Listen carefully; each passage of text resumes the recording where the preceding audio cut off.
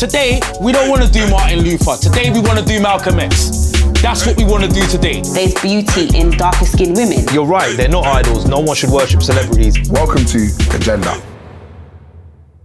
We have Zeze Millz, we have Ghetts, and we have Asim Chaudhry. Woo! Look, I get a little clap. Woo. Humble.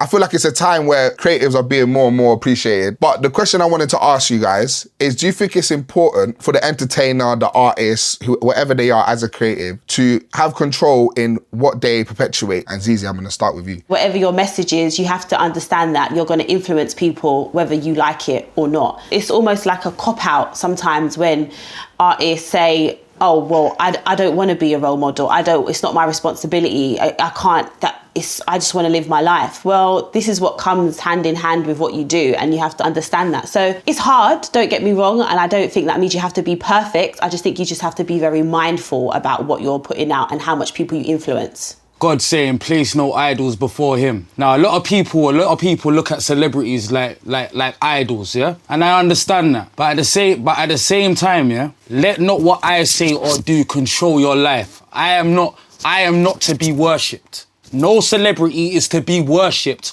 on that level where I can control a man's life and what he does with his own actions. Now, with that said, I am a firm believer of me being in a position of power and using it for the better. So it's a double-edged sword with this. But that's me as a person, me. I don't look at the next artist that doesn't speak out and think, why is he not speaking out?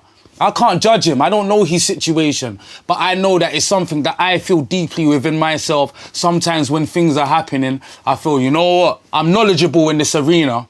I've been through certain things in this arena. Let me speak on it. I can project an educated view. Now, can every artist project an educated view? No. It's not everyone's job to speak on everything. Everyone wants to speak on everything these days, and it's not from a place of education. It's not from a place of, I've been through this, or I've experienced it. You feel what I'm saying, bro? I don't think you always need to speak on stuff. Some artists, like lyrical content, glorifies certain types of lifestyles, or it glorifies certain types of ways of living. You might not speak on it, you might not say, I disagree with it, but people listen to your music, or people listen or might watch, or even me, sometimes stuff that I speak on, like, you know, I used to heavily speak about sex a lot, and then I realised that there's a lot of young girls that watch my show, and I'm outwardly talking about doing stuff to men, and I have to think to myself, wait a minute, a 15-year-old just came up to me the other day and said she really likes my show. Do I now have a responsibility where I have to make sure I'm talking about things that might be influencing young girls to do certain things? So it's not always necessarily, I don't think you always have to speak about it. I think sometimes it's down to your artistry and what you put in your stuff. Do you get what I mean? I understand that, and I always say to people this, with artists, a lot of us are able to capture every emotion. Sometimes on a day where I might be feeling low energy, low frequency, have a lot of anger, and capture that energy in the studio, and I make something like Artillery. And then there's other days where I might be thinking deeply, looking at life from another perspective. I make something like Black Rose, because that's just the balance of life. If you're able to capture those emotions in the right way, that's how you should sound as a human being, because those are the emotions that you're going through on a daily basis. It's gonna sound like you are a conflicted person, because we are conflicted people. Today, we don't want to do Martin Luther. Today, we want to do Malcolm X. That's what we want to do today. We don't want to go Martin's way. We've been going Martin's way for years. But come a little time, if this dies down, we might see Martin's way as the way forward again. But Ghetts, don't you think, I 100% agree with both of you, but don't you think when an artist or anyone, an individual reaches a certain level, yeah, like a certain level where people are looking at this person, like, you're right, they're not idols, no one should worship celebrities. And I think this lockdown and quarantine has made us realise that even more, that really, we are nothing special. You know, when people go, oh, bro, thank you so much for doing this. We're like, bruv, I'm a human being. Sometimes when I reply to a fan on Insta or something, they reply, go, oh my God, I can't believe you took the time. I'm like, bruv, like, I'm just a normal person like you. But don't you think when someone reaches a certain level and a certain kind of like prestige, that they hold something bigger than almost themselves. It's like when somebody doesn't speak out about the situation that affects them directly, that speaks volumes about their character. That immediately shows me why we shouldn't buy into you. But I don't have to be noisy about it. I just know your thing. It speaks volumes. What you didn't say speaks volumes about you.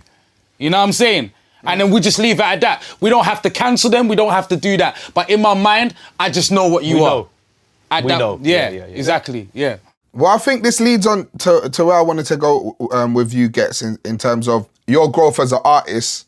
You've talked about the different kind of feelings you've had when you was in this kind of mind state, when you get to the studio. But when you was younger, we could definitely say your content was very raw. Do you understand what I'm saying? When man was doing sets, and how do you feel that you've grown as an artist in terms of your message and your output? Because like you said, going from an artillery to a Black Rose. Zuu is crazy, and I'm glad that you've asked me this. Sometimes I hear some of the younger rappers that I listen to now and the younger MCs say wild stuff, yeah?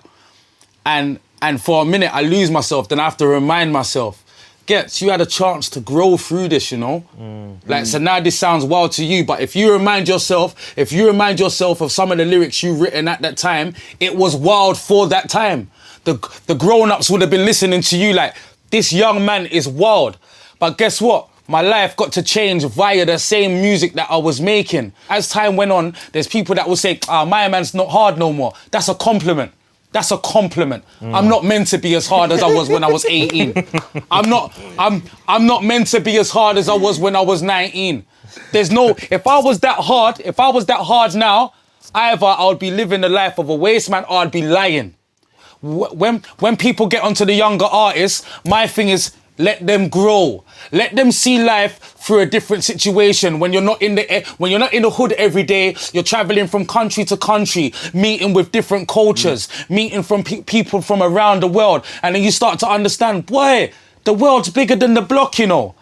And you start to have a different perspective on life. And if you are who you think you are, if you are the leader that you say you are, when you come back with that mentality, you can show different people the same thing. And then, you know what? You don't have to preach about it. They can see through your actions, through what you're doing and how you're conducting yourself. They're saying, rah, what happened with my man? Because everyone can talk the game, you know? Everyone can talk, but it's the actions. But I just want to let the kids grow through that without them being trampled and judged and you know what I'm saying? Because we're going to know when they're lying. At the moment, I feel that negative music, or whatever you want to call it, is being pushed more. And if I was an artist and I could see that my negative music is received better than my positive music, because I've spoken to artists and they'll be like, when I've done positive song, no one cares about it. Like, no one's retweeting it, no one cares. It's not charting. It's like, people think it's boring. Do you get what I mean? But then someone that's doing crud, dip,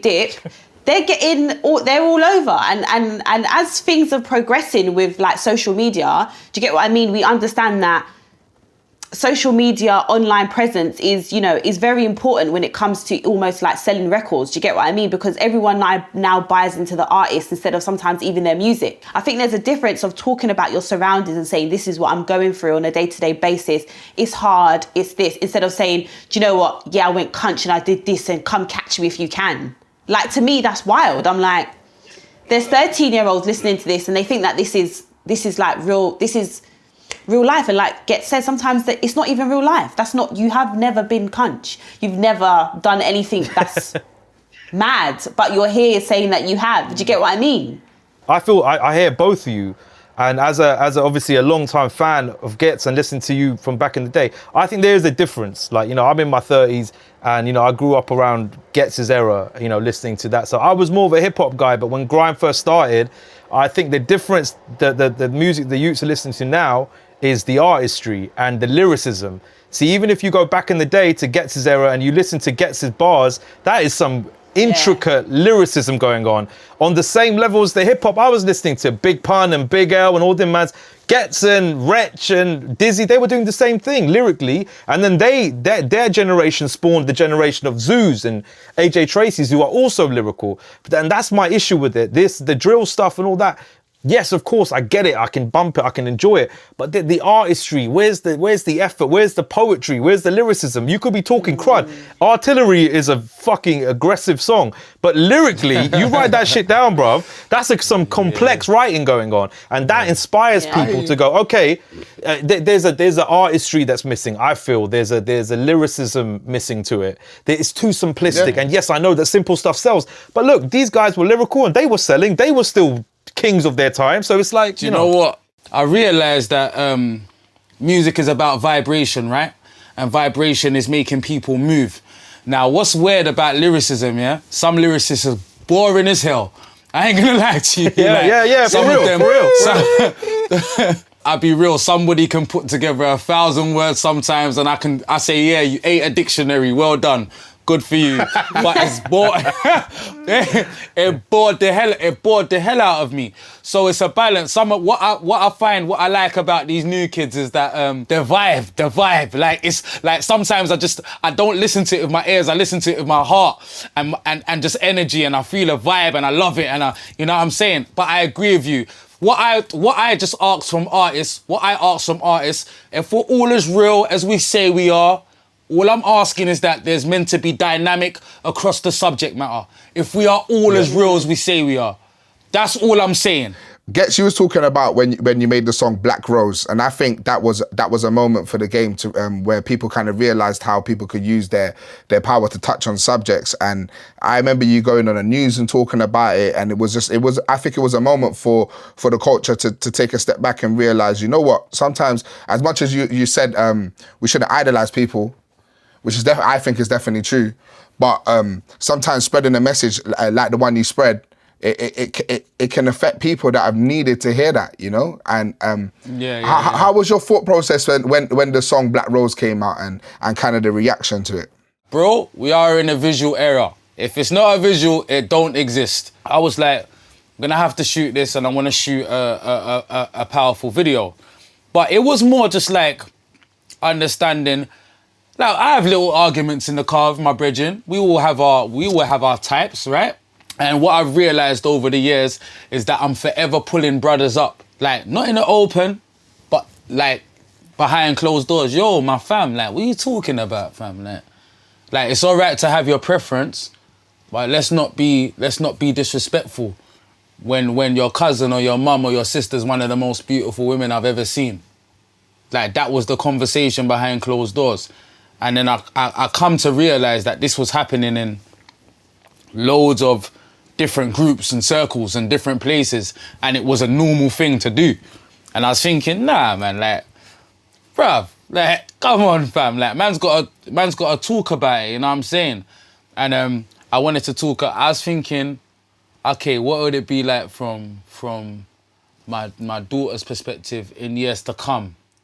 Maybe if I don't try and help these current situations now, like if I'm not doing my part now as somebody with a platform, you know what I'm saying? So that was an urge that I felt, because I felt like I want my daughter coming home in 10 years from now, yeah, and by then probably my music won't be as relevant as it is now, like, and trying to do something then, but you never did it in the time you needed to do it in the time. You know what I'm saying?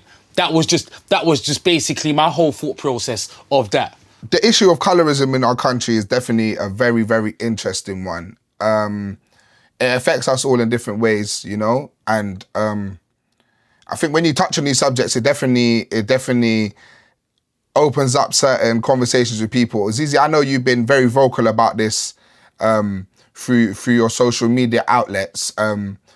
Ghetts as a man putting out a song, how do you feel like the reaction is different towards him spreading that message compared to you as a black woman saying how you feel? When he released it, I was so thankful. It was, if I'm being honest with you, it was like a bittersweet moment for me because I'm human. So when he released the song and I saw the reaction, I was like, this is sick. I'm glad that finally somebody with a platform like Ghetts and that is like respected in the scene has brought this to the forefront.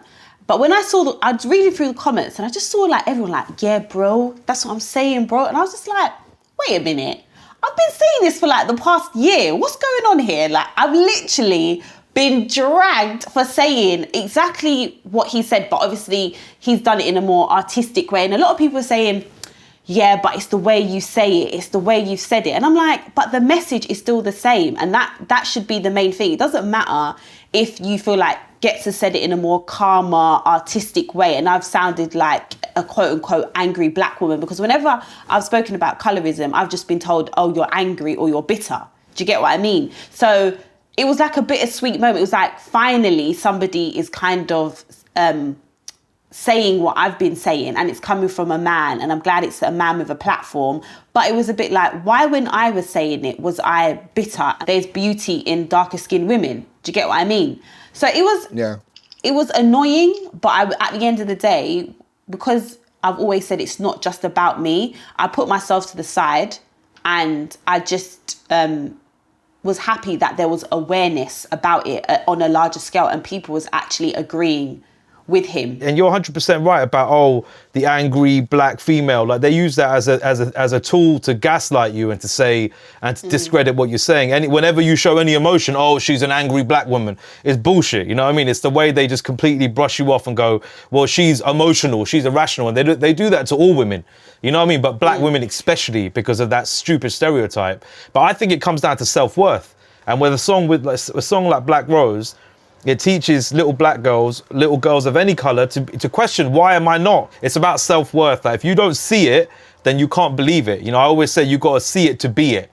You know what I mean? If you don't see it, then you can't become it. And that goes, like, just to talk about in my industry, it's the same thing, bruv. You know what I mean? Like, we are, especially, of course, in front of the camera, we're getting there. You know, with the black and the Asian representation, yes, we are getting there. We're nowhere near where we should be. But behind the camera, bruv, it's even worse. Like, you don't know this. When you go to camera, look at the camera crew, man. I'm shocked if I see a black or an Asian person. I make sure I go up to them and go, brother, how you doing, brother? You made it. You know, like, because, it's honestly, it's like a rare Pokemon. You know what I mean, bruv? It's like, you're like, bruv, look, same. So you go up to it, but it's fucked up. Like, I know I'm joking about it, but if you don't see it, you can't be it, right? So it's about representation, and it's not representation about filling a quota and being like, yeah, we've got a black, we've got an Asian, we've got a gay, we've got a lesbian, tick, tick, tick, tick, tick. We'll get our BAME money. No one can say anything. It's bullshit. Representation needs to be looked at in a much more serious, wider way, we need to start making people believe that this can actually happen. If you go onto a camera crew and you don't see any black cameramen, any brown cameramen, no black women, no Asian women, nothing, you're going to be like, well, why would I do that? And even if you tell your parents, they're going to go, don't be stupid. Yeah, have you ever seen a person like you do that? So that's what I'm talking about, representation. In terms of my comedy character, of course, I understand throughout the years, people tell me I perpetuated the stereotype and all that.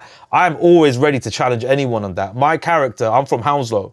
My character is so intricately designed. It's based on my dad, my uncles, the people I grew up with. There's so much love put into my character and detail, from everything from the way he walks, he talks, to what phone case he has. And I will challenge anyone to say, my character isn't funny because he speaks with a funny accent. Those kind of brares, they're memes. They only last a couple of days on the internet. I've been doing my character since 2009. People Just Do Nothing has been running since 2009. My character could have been any nationality. Figure out what's funny about the character in 2 lines, and if it's, he's got a funny voice, he talks in a funny accent, you haven't got anything. The reason why Chibadi G is so funny and why he's been around for so long is because of his character flaws. He's delusional. Right? He thinks he's like this massive player entrepreneur. He's not. He's an idiot. You know what I mean? He's an eternal optimist. These are the character flaws are what make people funny, not a funny accent. Hello, mate. You'll be gone in a month. You know what I mean? Obviously, there is this notion that people have to hit certain targets now, and people are kind of like getting forced to have this kind of like overall representation across their company, and it does come across as corny and it does feel very forced, but at the same time it does lead to certain results that wouldn't have been there if these things weren't in place. And Asim, I wanted to ask you, do you ever feel like sometimes when you're like getting casted for something that you get like typecasted into certain roles, that there's certain things that you are automatically put into because you are not a white man? Yeah, I think in the early days, 100%, and I did some of them. You know, when you're a young person coming up, Like you do certain things, like any jobs that you look back and you go, oh, I don't know, man. Like, you know, I've been to some auditions. Like, this is a true story. I'm not gonna tell anyone any names. I went to this audition. It was for quite a big part, and I did my bit, and it was obviously in my normal accent, and I killed it. Like, you know, you could just tell. I'm not bigging myself up. You could tell everyone was laughing. It felt good. The energy felt good. And then they were going, you know, and then everyone was white in the room, yeah, obviously apart from me. And then the girl, you know, the casting agent was like, Asim, that was so funny. Thank you so much. She was like, could we maybe try a version? Maybe, I don't know, could you maybe spice it up a little bit? And I went, what do you mean spice it up? And she went, I don't know, maybe you could try a little, I don't know, like a little Indian accent. And I was like, well, why does this character have an Indian accent? And she went, oh, I just thought it'd be fun. And I went, no. And I said it. I said, look, I go, if the accent isn't justifiable, like the reason why my character has that accent is because if you go to Hounslow, that's how brothers talk over there. That's how they talk like that, mate. All right, mate, they talk like that. You know, it's a mixture of Cockney, Asian, patois. It's a weird, the Asian guys talk like that. That's the accent. So I said, why do I have to do that accent if it makes no sense? And she went, oh, don't worry about it. And of course, I didn't get the part. But I'm saying, yes, I've had those moments. Now, what I've done is, as I've gotten more and more into this industry, my advice to young people in that situation, if you don't find those roles are coming to you, and if you find you're getting typecasted for those roles, get your writing, get your pen game on and write the characters. If the characters aren't there, create them. Because that's what we want. And like you said, Zuu, like sometimes it's so bait when you see a script or see these characters, you're like, come on, like, you know, it's just so not authentic. It's not sincere. So my thing is, I write. So all my characters, most of my acting I do now, I write. I create my characters. I create those worlds. So it's like the power is in the pen, for real. Like, you need to create these characters, and that's what's going to lead to more accurate and real representation. When I watch programs and I see that they can actually have a diverse cast, that lets me know that it's possible. So people that are like, oh, it's really hard, you can't find this, you can't find that. It's like, no, it's bullshit, really, because you can. If you really wanted to find a representation of everybody that's Asian, Black, LGBTQ, like you can do that. Do you get what I mean? It's easy to do it.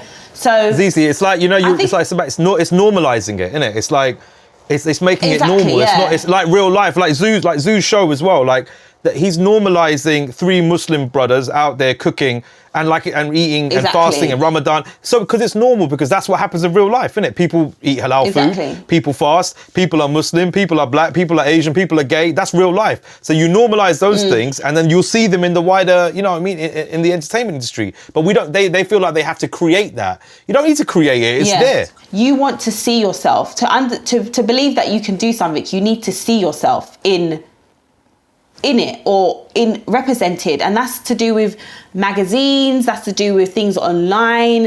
Do you know what I mean? If you want, especially like Black women, if you want Black women to enjoy the skin that they're in and understand that they're beautiful, we have to see it in a wider world, because there's no point of my mum or my family telling me every day that I'm beautiful, but when I turn on the TV, there's absolutely nobody that looks like me. Do you get what I mean? There's nobody that represents me.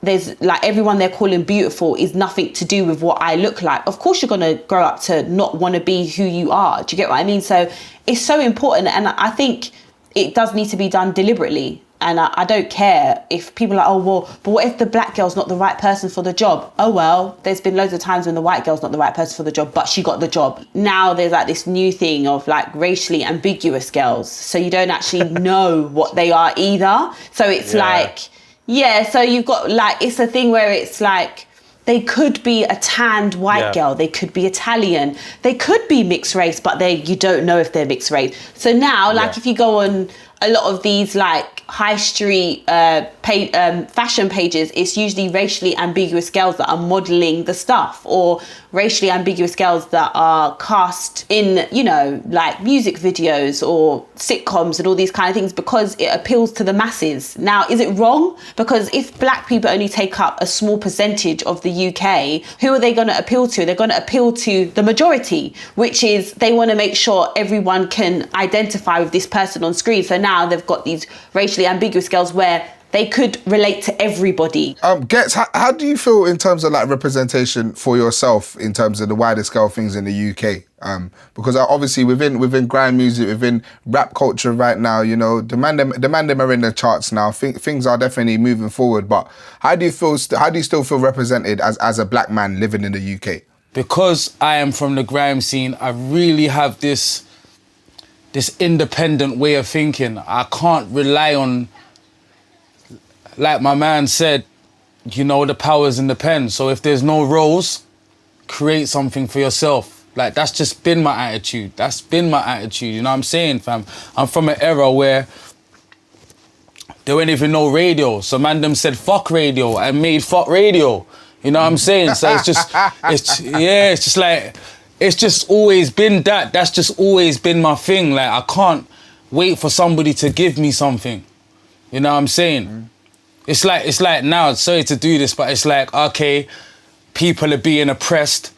Now you're begging the oppressor for justice. Like, bro, I'm lost. Like, where we at with this? Like, you know what I'm saying? Like, seeing Dave perform that song Black, I think it really it shook the nation. I think seeing it on the news, rapper performs controversial black song, and that was like the headline. And then when Stormzy did Glasgow, you know, Stormzy performed headlining one of the biggest festivals in the world, and being proud to be a black Brit. And you know, he shouted out so many man. He shouted at me, he shouted at you, Ghetts, and it was a moment for the culture. And I feel like we are moving forward, and there are things that are kind of changing the outlook of what it is to be an ethnic minority in Britain. I don't actually feel British, I'll be honest with you. Like, yes, I'm bred here, but at the end of the day, I'm a child of empire. You know what I mean? I'm a direct result of empire, of this country colonizing my country for years, you know what I mean? And